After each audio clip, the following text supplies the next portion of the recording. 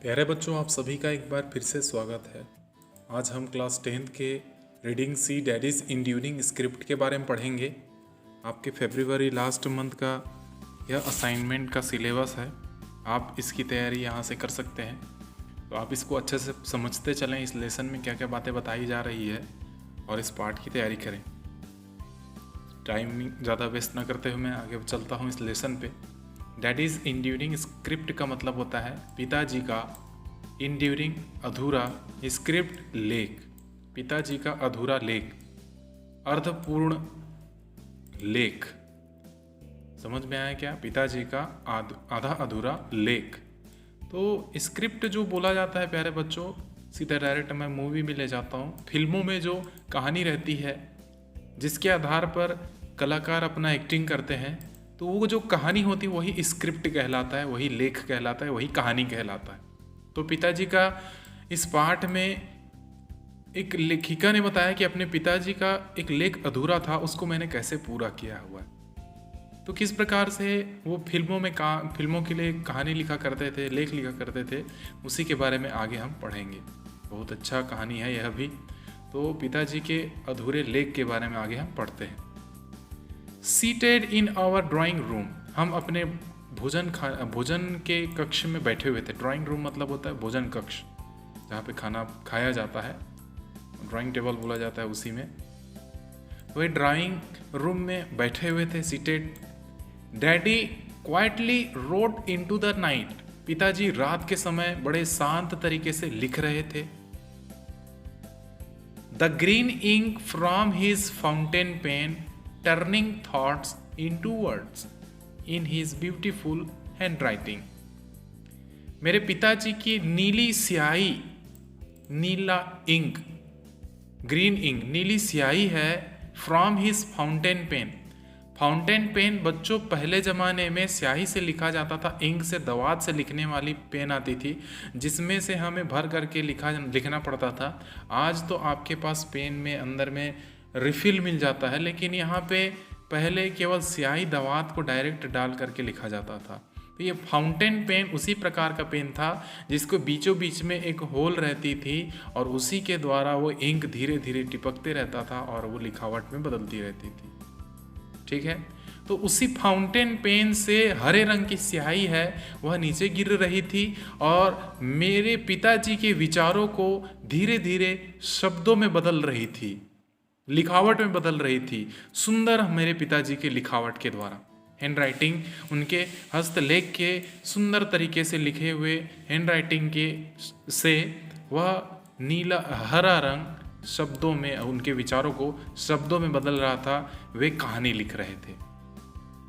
My mother and little sister would be fast asleep in the bedroom, मेरी माँ और मेरी छोटी बहन दोनों जल्दी ही फास्ट एस्लीप, जल्द ही सो गए थे बेडरूम में, शयन कक्ष में वे जल्दी ही सो गए थे। और हम लोग भोजन करते हैं उस जगह बैठ करके पिताजी जो लिख रहे थे कहानी, उसे मैं देख रही थी। मेरे पिताजी हरे रंग की स्याही से एक कहानी लिख रही थी उनके सुंदर हैंड राइटिंग में। But I sat huddled in a blanket on the cane chair opposite his desk and watch it, मैं पिताजी के विपरीत दिशा में बैठी हुई थी। अपोजिट चेयर, केन चेयर, तो लकड़ी का चेयर बना हुआ था, कुर्सी बनी हुई थी, छोटे छोटे, केन मतलब होता है छड़ी, बेंत से बनी हुई चेयर में बैठी हुई पिताजी के डेस्क के अपोजिट साइड में, विपरीत दिशा में बैठी और देख रही थी। कैसे बैठी थी?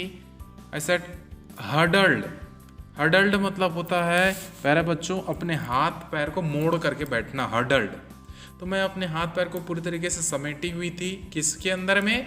इन ब्लैंकेट, कंबल के अंदर में मैं अपने हाथ पैर को मोड़ करके बैठी हुई थी पिताजी के विपरीत दिशा में, अपोजिट साइड में, और देख रही थी। इट वॉज द 1960s, यह 1960 की बात है। वी लिव्ड इन चेन्नई, हम चेन्नई में रहते थे। In a smiling modest house with whitewashed walls, सुंदर घर, मॉडेस्ट हाउस मतलब साधारण घर, हम चेन्नई में रहते थे और चेन्नई में हमारा घर कैसा था करके बताया यहाँ पे। मॉडेस्ट मतलब होता है साधारण। एक साधारण सा घर था जिसकी दीवारें सफ़ेद रंग की पुताई से रंग से पुता हुआ था, एंड ग्रीन विंडोज, और हरे रंग की खिड़कियां थी। A big garden around it, और इसके चारों तरफ एक बड़ा गार्डन था, सुंदर बगीचा था, सभी तरफ हरे भरे थे। एंड एन इनवाइटिंग पोर्च, और साथ ही सुंदर आमंत्रित करती हुई पोर्च। पोर्च मतलब होता है बच्चों बरामदा, सुंदर बरामदा था।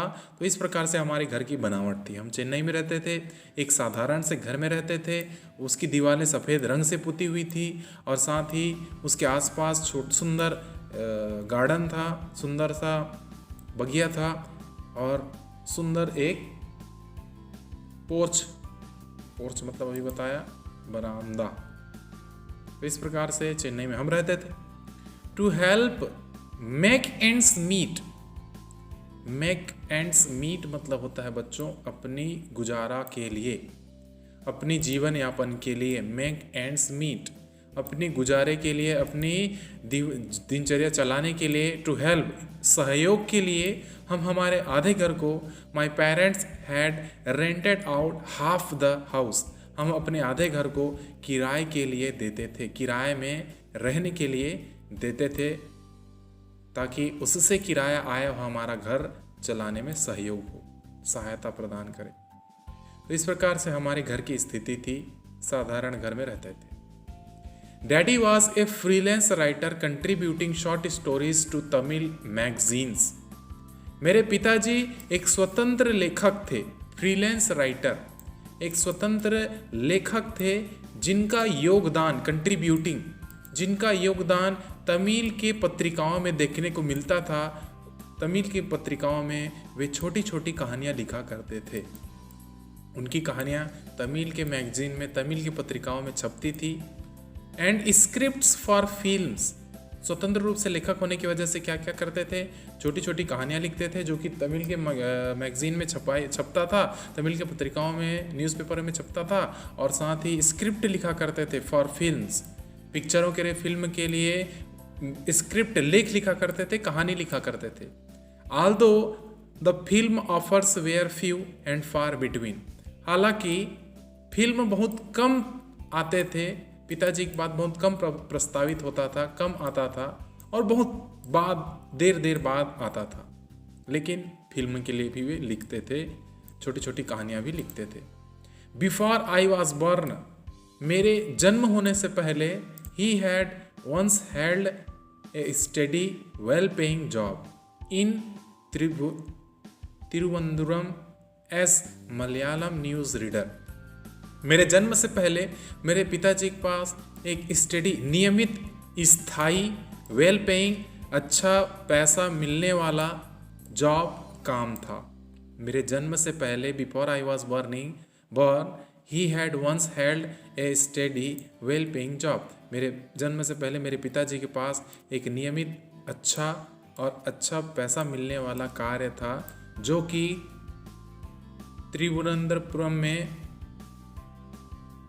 मलयालम न्यूज़ रीडर के रूप में था, मलयालम समाचार पत्र पाठक के रूप में मेरे पिताजी तिरुवनंतपुरम में काम करते थे। His name Nagercoil K Padmanabhan, known to all Indian radio listener in Kerala, Kerala में सभी ऑल इंडिया रेडियो के प्रसारण सुनने वाले लोग इन्हें, मेरे पिताजी को नागरकोइल के पद्मनाभन के नाम से जानते थे। ये भी एक क्वेश्चन का आंसर है बच्चों कि हमारे राइटर के पिताजी का नाम क्या था, नागरकोइल के पद्मनाभन। तो पूरा ऑल इंडिया रेडियो के जो सुनने वाले थे केरल में, वे सब इन्हें इस नाम से जानते थे। He had suddenly resigned from AIR All India Radio, उन्होंने अचानक से इस रेडियो स्टेशन से उन्होंने इस्तीफा ले लिया, इस्तीफा दे दिया, वो काम करना छोड़ दिए।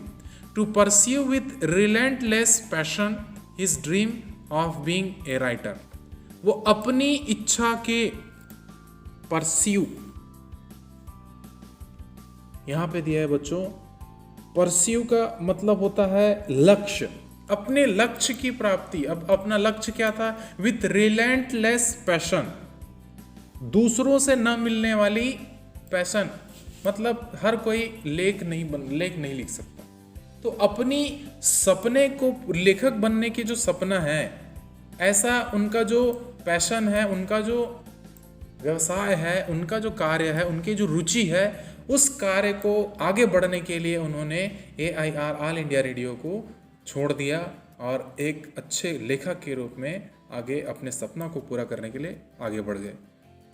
Among Daddy's early friends in Chennai were actors Gemini Ganesan and Nagesh, the comedian। देखिए, पुराने समय पिताजी के पुराने मित्र, अर्ली फ्रेंड्स, पुराने मित्र, मेरे पिताजी के पुराने मित्र जो चेन्नई में थे, वे एक्टर्स थे, वे अभिनेता थे, जिनमें से मुख्य नाम यहाँ पे दो लोगों का नाम बताया है, जेमिनी गणेशन नाम का एक व्यक्ति था और नागेश नाम का एक व्यक्ति था। दोनों के दोनों कॉमेडियन थे। तो वे मेरे पिताजी के अच्छे मित्र थे, अच्छे दोस्त थे पुराने समय के। Ganesan continue to visit us even after he become famous. मेरे पिताजी से मिलने के लिए गणेशन हमारे घर में अब भी आया करते थे। विजिटर्स इवन आफ्टर, जब वे फेमस हो गए, प्रसिद्ध हो गए, उसके बावजूद भी हमारे घर में आते थे। तो इस समय क्या होता था? I would look out star struck. एक कलाकार के लिए, एक सितारे के लिए जो भीड़ उमड़ पड़ती है, वो मैं हमेशा अपने घर के सामने में वुड लुक आउट, बाहर देखा करती थी। स्टार स्ट्रक, एक सितारे, एक कलाकार के लिए जो भीड़ उमड़ पड़ती है, एक बहुत फेमस व्यक्ति को देखने के लिए भीड़ उमड़ पड़ती है, तो ये भीड़ मैं अपने घर के सामने में देखा करती थी। As his blue Fiat drove in, जैसे ही उनका नीले फियाट जो आता था, फियाट कंपनी जैसे ही चल करके हमारे घर के सामने में खड़ी होती थी, तो उनका सारे जो कलाकार को देख करके भीड़ है, उन्हें देख करके भीड़ है, वो उमड़ पड़ती थी, इकट्ठा हो जाती थी हमारे घर के सामने में। He had teased my handsome dad, calling him Ma Pillai.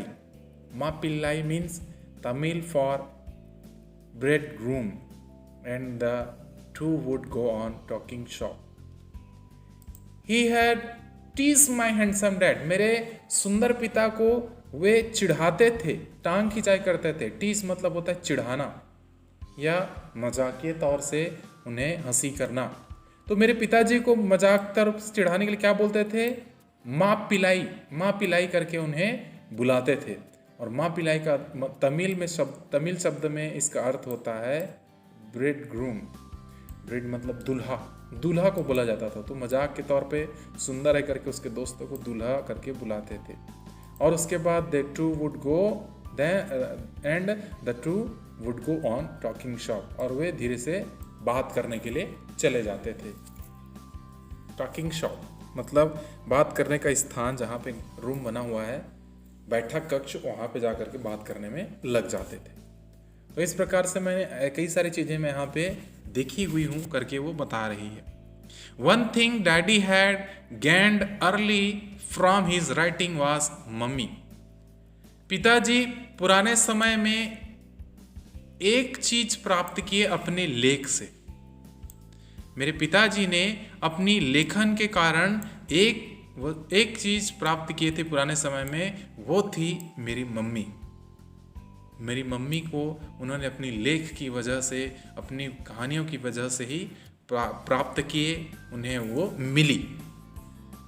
An English, उनकी मम्मी कैसी है?